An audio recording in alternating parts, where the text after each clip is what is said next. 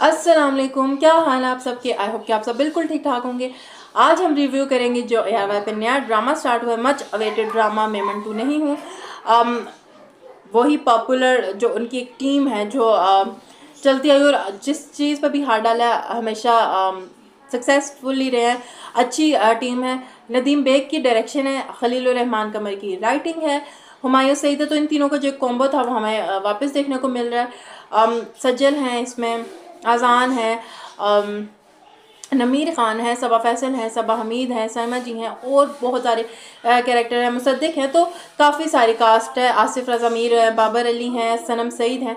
तो इस कास्ट के साथ कास्ट बड़ी अच्छी है, परफॉर्मेंसेस सबकी बहुत अच्छी हैं। लेकिन हम बाकी रिव्यू की तरफ जाएँ। अगर आप चैनल पे पहली बार आए हैं, चैनल सब्सक्राइब नहीं किया तो ज़रूर करिएगा। आते रहते तब भी नहीं किया तो चैनल सब्सक्राइब करके अपना रिव्यू हमारे साथ ज़रूर शेयर करिएगा।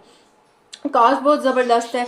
जहाँ तक इसकी डायरेक्शन की बात रही हो, बेहतरीन शॉट्स लिए हुए, बेहतरीन तरीके से जो है इसकी स्क्रीन हमारे सामने आती है। बड़ा मज़ा आ रहा है देखते हुए। जो एक ऐसा लगता है कि आप कोई फिल्म देख रहे हो, उस तरह की डायरेक्शन आपको मिल रही है।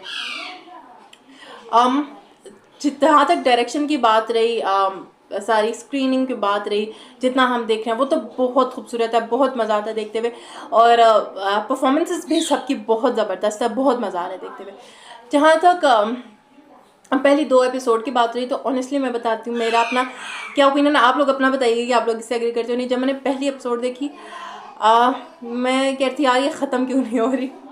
मुझे पेस बहुत स्लो लगी, स्पेशली पहली एपिसोड की मैं बात करूँ, मुझे पेस बहुत ज़्यादा स्लो लगी, बहुत ज़्यादा स्लो थी। मैं मतलब इवन के वरना फर्स्ट एपिसोड तो इंटरेस्टिंग होती ही है ज़्यादातर कि चलो फर्स्ट में हो गया, बाकी बेशक ड्रैग उधर। बट मुझे आई थिंक इसमें मुझे लगा जो मुझे जिस चीज़ से प्रॉब्लम हो रही थी, मुझे लगा कि जो इनके डायलॉग्स हैं ना वो बहुत लंबे लंबे चल रहे थे, इतने नहीं देखने थे। मतलब एक मूवमेंट चाहिए हमें, और हम ना शॉर्ट चीज़ें फ़ौरन देखने की बात हो रही है। रिसेंटली जब से हमने परविश देखना स्टार्ट किया, परविश तो क्योंकि हम लोग इतना रिलेट कर रहे हैं, बट आई थिंक ये हमें भी समझने की ज़रूरत है। हर ड्रामा परवरिश नहीं होता, बट एक उसने हमारी कुछ जो है ना हमारे लिए वो हमारा दिमाग वहाँ लगे कि हम इस तरह ज़रा स्लो पेसी से थोड़ा समझने में। और दूसरी बात है, मुझे एक चीज़ से हमेशा मसला रहा है कि खलीलुर रहमान कमर साहब की राइटिंग से अब बेशक ही उनका स्टाइल हो सकता है, बट आई थिंक जब इंसान वक्त के साथ इवॉल्व करता है, आगे बढ़ता है, तो मुझे लगता है जो उनकी डायलॉग डिलीवरी है, जो इस तरह वो डायलॉग लिखते हैं, आई थिंक वो बहुत ज़्यादा लंबा हो जाता है। वो देखने में मुझे थोड़ा सा होता है कि यार, और एक उर्दू मुझे लगता है बहुत मुश्किल है। वो उर्दू नहीं है जो हम अपनी नॉर्मल ज़िंदगी में बोलते हैं, अपने चीज़ों को लेके चलते हैं जिस तरह हम नॉर्मल। अब अगर मैं देख रहा हूँ तो मुझे उसको बाकायदा समझना पड़ेगा कि ये क्या चीज़ लिखी हुई है, क्या है, किस तरह बोल रहे। तो वो मुझे आई थिंक इतना मुझे थोड़ा लगता है, मुझे मुश्किल लगता है बहुत। एक तो डायलॉग्स बहुत लंबे हैं, ऊपर से उर्दू का बड़ा मुझे मसला लगता है। एक और चीज़ जो मुझे जिससे थोड़ा सा मसला हुआ,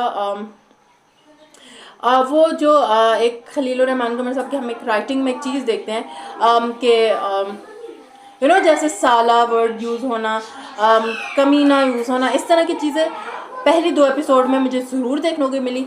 आई थिंक आगे मैं चाहूँगी कि ये चीज़ें कम हो, बल्कि ना हो। तो आई थिंक वो थोड़ा आप जब वक्त के साथ नई स्टोरी देखते हो तो आपको नई चीज़ें देखने को मिलनी चाहिए। तो मुझे फ्रेशनेस चाहिए इसमें, मुझे वो चीज़ें नहीं चाहिए।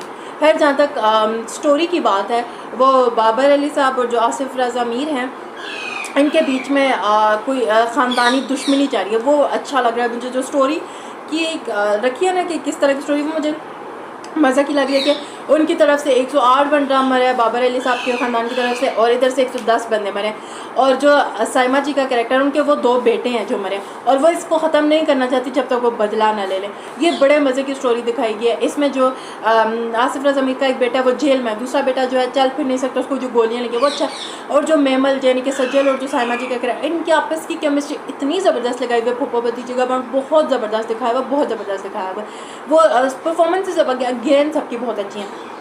एक 2 चीज़ें और जिनसे मुझे मसला हुआ, जो मंटू साहब जो हुमायूं सईद करें, जब वो यूनिवर्सिटी में जाते हैं। अच्छा, सज्जल का भी एक जो दिखाते हैं जैसे वो बैठ के स्मोक कर रही होती है, सिगरेट वगैरह पी रहे थे, और फिर जहाँ पे मुझे थोड़ा सा जो सज्जल के डायलॉग्स थे उनसे भी हो रहा था कि वो जो बड़े बात करते हैं वो कहीं ना कहीं फिर भी मैं एग्री कर देती हूँ, बट यहाँ पे आई थिंक जो सज्जल को आजकल की लड़की दिखाए तो आई थिंक उसका थोड़ा से डायलॉग्स के भी आजकल के ही होने चाहिए।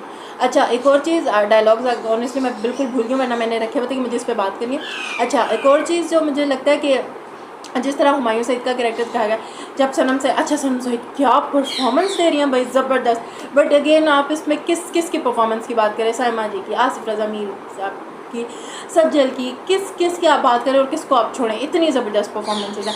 बट जब सनम सईद और हुमायूं सईद का एक सीन होता है जिस पर उसको कहती है घटाघट पी जाए पानी, एक दो इस तरह के और भी डायलॉग होते हैं, वो मंटू को ना पता होना लाहौर शहर में रह के, और वो आजकल के दिखाए भी नहीं, खैर आजकल भी पता ही होगा, बट उस तरह दिखाए वो मुझे थोड़ा सा नहीं समझ।